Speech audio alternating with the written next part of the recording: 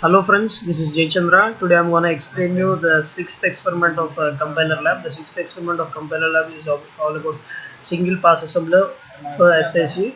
So for this the aim is to stimulate the concept of single pass assembler. So the single pass assembler it should get an after assembling it should get an intermediate code that code should be given to the linker in order to give that file as an executable code. So this is the input. The input should be in this format, and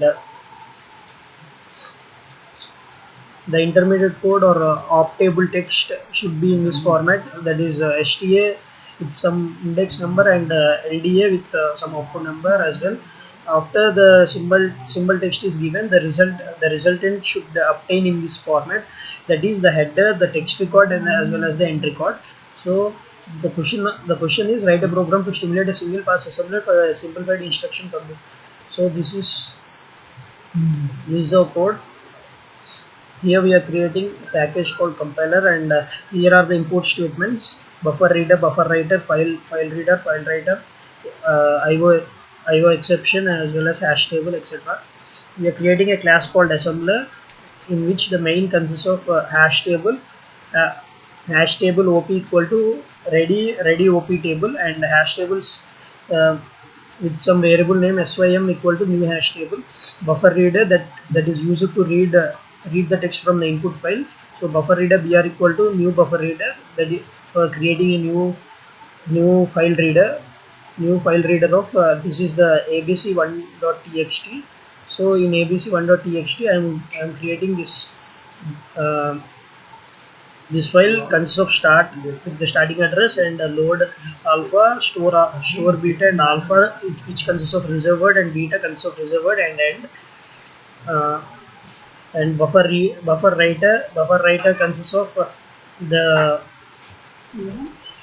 the value of LDA as well as the value of alpha as well as beta as well, and alpha and beta as well. And after completing, for line equal to br dot readline, if it is not equal to null, we need to start. So if line contains start, string of c equal to line dot split, we need to split if it is not equal to null.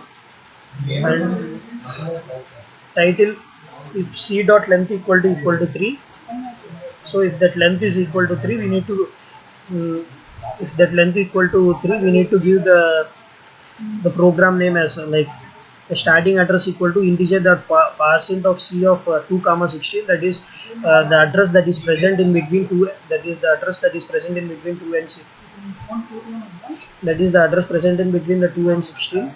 So we'll get as copy, and these all are the things that is present over there. And else, if the start is equal to 0, if the start is equal to 0, we'll give that lc as start. That means the starting will be assigned over now, and it will check, and after the starting is assigned, it will again check the length is equal to 3 or not. And else, if the line contains end statement, we'll give as lc equal to lc plus 3, and lc equal to pass 1 of symbol update. So if that is an end statement, we'll give as after header is completed, after the header text is completed, the end record will be assigned over there. And so this is a for loop for printing that. uh, this is used for this buffer reader br1 equal to new buffer reader of new file of this is an this is an intermediate code. So after assembling, the intermediate code will be generated. After the intermediate code is generated, that will be given to the linker. So this is the intermediate code which is used to which is you know which is the used for which is used to give to the linker for line is not equal to null. This is same as before, which we have done for the assembler as well. So this is null, and that is start. We need to give that h, from h what all the things that is present, and if it is end, from the e what are the things that is present. So if if that is a reserve word, we need to increment. If that is a reserve word, we need to increment LC equal to LC plus 3 into integer dot parcent, and if it is a reserve byte, we need to increment LC equal to LC plus 3 into integer dot parcent, and if it is a word, we need to increment 3 bytes from that word.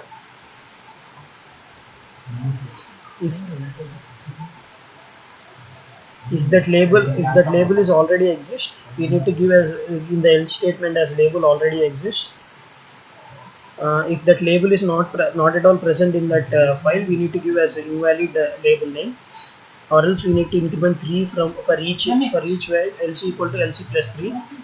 So this is for word, reserve word, and reserve byte, which is already explained. So for printing every line, we are using for loop for line equal to br dot read line. After reading, if it is not equal to null, those all lines which up to which it is not equal to null, that has to be printed over there. That's all for the 6th experiment. Thank you.